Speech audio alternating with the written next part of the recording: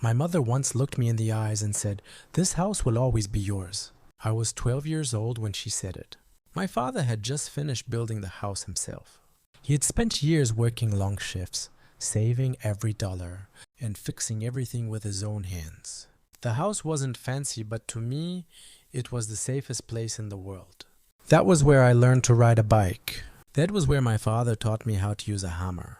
And that was where my mother promised me something I never forgot. "After your father and I are gone," she said, "this will be your home." I believed her. Maybe that was my first mistake. When my father died, I was 22. My mother was devastated, and I moved back home to help her.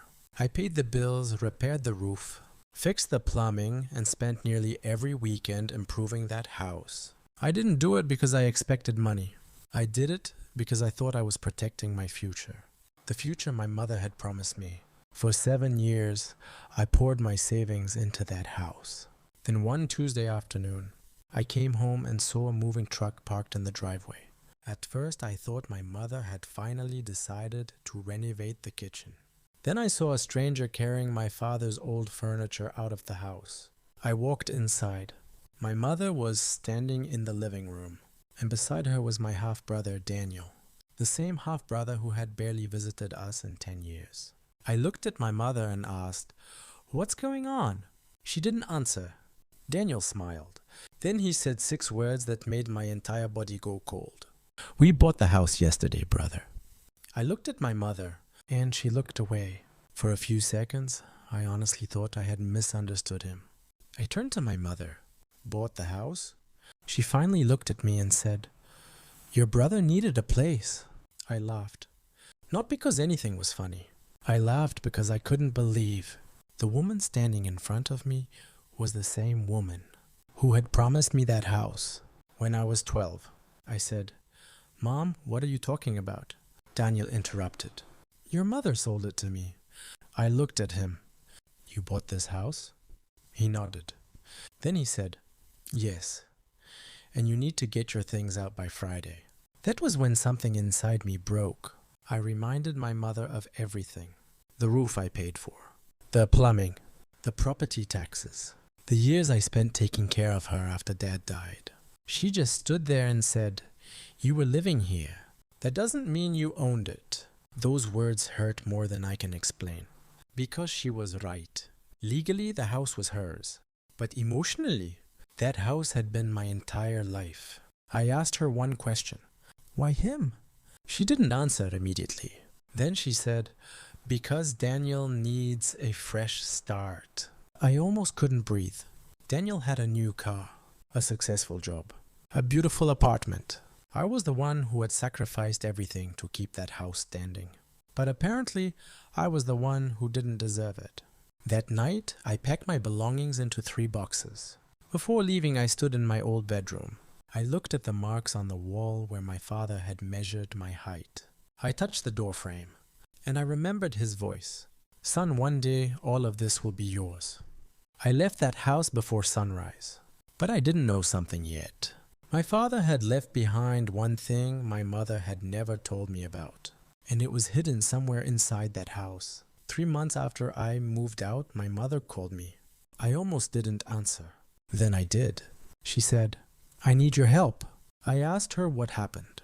She told me Daniel had started making changes to the house. He had removed my father's workshop. He had thrown away the old furniture, and he had taken down the photographs from the walls. I asked, "Why are you telling me this?" She said, "Because he's making the house look different." I almost laughed. I said, "Mom, you sold it to him." There was silence. Then she said something I never expected. "Your father would never have wanted this." I replied, "You should have thought about that before you sold it." And I hung up, but that conversation stayed in my mind. A week later, I received a call from an attorney who had represented my father years ago. He asked me to come to his office. I almost didn't go. When I arrived, he placed an old envelope on the table. My father's name was written across it. The attorney said, "Your father gave me this shortly before he died." I asked, "Why didn't you give it to me before?" He looked at me and said, "Because your father instructed me to wait." My hands were shaking as I opened the envelope. Inside was a copy of an old property agreement. I read it once, then twice. The house had been purchased using money from my father's separate family trust, and according to the agreement, my mother could live there for the rest of her life. But she could not sell the property without the approval of the trust beneficiary. I stared at the document. Then I asked the attorney the question I was afraid to ask. Who is the beneficiary? He looked directly at me. Then he said, "Your father named you." I sat there in silence. My mother had sold a house she was never legally allowed to sell, and Daniel had bought something that was never truly hers to sell. But I didn't call my mother. Not yet. Because for the first time in my life, I wanted to know how far they were willing to go. The next morning, I went back to the house. Daniel opened the door. The moment he saw me, his smile disappeared. He said, "What do you want?" I told him I wanted to speak to my mother. She came into the hallway. I placed the document on the table. The room went completely silent. My mother looked at the paper. Then she looked at me. I said, "You sold him a house you didn't have the right to sell." Daniel immediately started shouting. He said the house was his. He said he had paid my mother. He said I was just bitter because I had lost. I didn't argue. I simply handed him the attorney's card. Then I said, "You should call him." My mother started crying. She said I didn't know, but I knew she was lying because the attorney had shown me something else. A letter. My father had written it 3 years before he died. In that letter, he had warned my mother never to sell the house. He had even written, "If our son ever wants the home, it must remain available to him." My mother had known. She had known everything. She had simply chosen Daniel anyway. That was the moment I stopped feeling angry. I felt free. I told her, "I'm not taking this house because I want revenge." She stared at me. I continued, "I'm taking it because Dad wanted me to have it. And because you promised me." Daniel suddenly asked, "What happens to me?" I looked at him, and for the first time, I gave him the answer he had once given me. "You were living here. That doesn't mean you own it." A few weeks later, the sale was legally reversed. Daniel had to move out. My mother was allowed to remain in the house under the terms of the trust, and I became the legal owner. But the story didn't end there, because I had one final decision to make. And this time, I wasn't going to make it from my mother. I could have moved back into that house.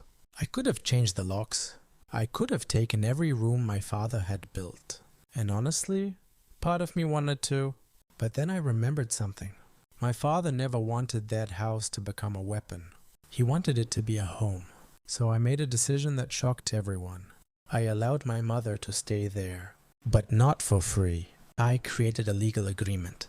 She could live in the house for the rest of her life, but she could never sell it, never transfer it, never give it away. And Daniel? He was gone. For the first time in years, I walked through that house without feeling like a guest. I went into my father's old workshop. Most of his tools were still there. Daniel had missed one small wooden box hidden behind a shelf.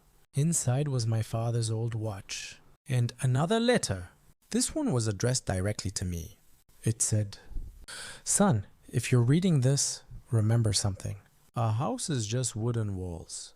What matters is who you become when people try to take everything from you." I cried when I read it. Not because I had won, but because I finally understood. My mother had taken my childhood home from me, but she had never been able to take my father's love. And Daniel had taken the house for a few months. But he had lost something much more valuable. He lost the chance to ever call it home. Today, I still own that house. My mother still lives there. We speak occasionally, but things will never be the same. And honestly, I'm okay with that. Because sometimes revenge isn't destroying the people who hurt you. Sometimes revenge is letting them live long enough to realize exactly what they lost. My mother once promised me that house would always be mine. She broke that promise, but in the end, my father kept it.